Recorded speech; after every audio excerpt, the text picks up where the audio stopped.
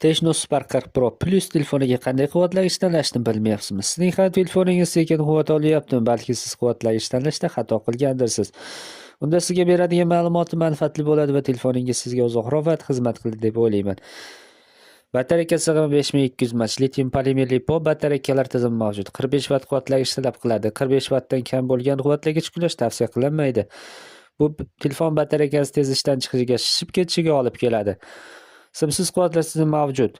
30 vatt talab qiladi. Tezkor quvvatlash tizimi ham mavjud. 50% ga 20 daqiqada ko'taradi. Oddiy quvvatlash holatida 100% quvvat olish uchun 55 daqiqa kerak bo'ladi.